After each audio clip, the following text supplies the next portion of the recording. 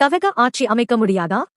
ஆளுநர் வைக்கப் போகும் ட்விஸ்ட் குஷியில் திமுக தமிழ்நாட்டில் நடக்கப் போவது இதுதான். தமிழக அரசியலில் யாருக்கும் பெரும்பான்மை கிடைக்காத பட்சத்தில் ஆளுநருக்கு உள்ள அதிகாரங்கள் என்ன?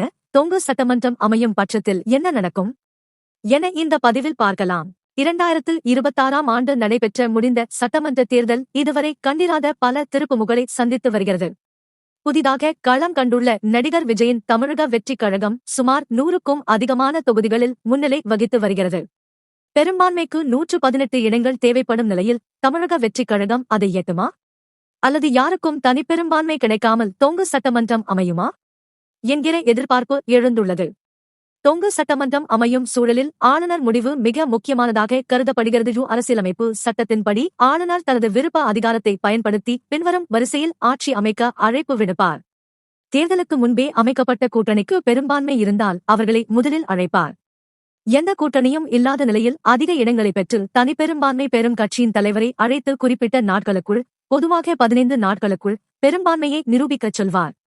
தேர்தலுக்கு பிந்தைய கூட்டணியாக கட்சிகள் இணைந்து புதிய கூட்டணியை உருவாக்கி தங்களுக்கு பெரும்பான்மை இருப்பதாக கடிதம் கொடுத்தால் அவர்களை பரிசீலிப்பார். தமிழக வெற்றிக் கழகம் தனியாக 118 இடங்களுக்கு மேல் வெற்றி பெற்றால் எந்த தயவும் இல்லாமல் ஆட்சி அமைக்க முடியும். அல்லது தவக உள்ளிட்ட கட்சிகள் அடங்கிய கூட்டணி 118 இடங்களில் பெரும்பான்மையை நிரூபிக்க வேண்டும்.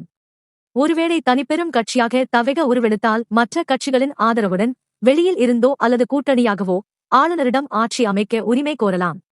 ஆளுநர் யாரை முதலில் அழைக்க வேண்டும் என்பதில் சில நேரங்களில் சர்ச்சைகள் எழும். யார் நிலையான ஆட்சியை தருவார்கள் என்று ஆளுநர் கருதுகிறாரோ அவரையே அழைக்க அவருக்கு அதிகாரம் உண்டு. சட்டமன்ற தேர்தலை பொறுத்தவரை ஆளுநருக்கு 3 முக்கிய அதிகாரங்கள் உள்ளன. முதல்வரை தேர்ந்தெடுத்து பதவி பிரமாணம் செய்து வைத்தல், பின்னர் சட்டமன்றத்தில் நம்பிக்கை வாக்கு எடுப்பு நடத்தி பெரும்பான்மையை நிரூபிக்க உத்தரவிடுதல். எந்த கட்சியாலும் ஆட்சி அமைக்க முடியாத பட்சத்தில் சட்டமன்றத்தை கலைக்க பரிந்துரை செய்ய அவரால் முடியும். எந்த கட்சியும் பெரும்பான்மையை நிரூபிக்காத சூழ்நிலையில் குடியரசுத் தலைவருக்கு சட்டமன்றத்தை கலைத்து குடியரசுத் தலைவர் ஆட்சியை அமல்படுத்துவதற்கு பரிந்துரை கடிதத்தை அளிக்க முடியும். அவ்வாறு நடைபெற்றால் 6 மாதங்களுக்கு குடியரசுத் தலைவர் ஆட்சி நடைபெற்று அதன் பின்னர் மீண்டும் தேர்தல் நடைபெறும்.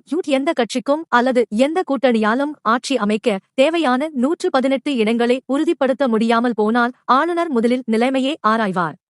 நிலையான ஆட்சி அமைய வாய்ப்பே இல்லை என்று அவர் கருதும் பொழுது மத்திய அரசுக்கு அறிக்கையை தாக்கல் செய்வார். அதன் அடிப்படையில் குடியரசுத் தலைவர் சட்டசபையை முடக்கி வைத்து அல்லது கலைத்துவிட்டு குடியரசுத் தலைவர் ஆட்சியை அமல்படுத்துவார். சுமார் 6 மாத காலங்களுக்கு குடியரசுத் தலைவர் ஆட்சி அமலில் இருக்கும். அதன் பின்னர் தேர்தல் ஆணையம் மீண்டும் தேர்தலை நடத்துவதற்கு ஆயத்தமாகும். பின்னர் முறையாக தேர்தல் அறிவிக்கப்பட்டு மீண்டும் தேர்தல் நடைபெறும். பெரும்பான்மை இல்லாத பட்சத்தில் குதிரை பேரம் நடக்க வாய்ப்பு உள்ளது. எம்எல்ஏக்கள் பிற கட்சிகளால் விலைக்கு வாங்கப்படுவதும் கட்சித் தாவல்களும் விரைவாக நடைபெறும். எனவே இதை தவிர்க்க ஆளுநர் விரைவாக செயல்பட வேண்டியிருக்கும். தவக போன்ற புதிய கட்சிகளுக்கு மற்ற கட்சிகளின் ஆதரவு கிடைப்பதை பொறுத்து ஆட்சி அமைக்கும் வாய்ப்பு கிடைக்கும். தமிழக அரசியலில் எது வேண்டுமானாலும் நடக்கலாம் என்பதால் தேர்தலுக்கு முடிவுக்கு பிந்தைய கூட்டணி கட்சிகள் கிங் மேக்கராக இருக்கும். அந்த வகையில் அதிமுக, காங்கிரஸ், கம்யூனிஸ்ட் மற்றும் பிற சிறிய கட்சிகளை நோக்கி அரசியல் பார்வையாளர்களின் கவனம் திரும்பியுள்ளது.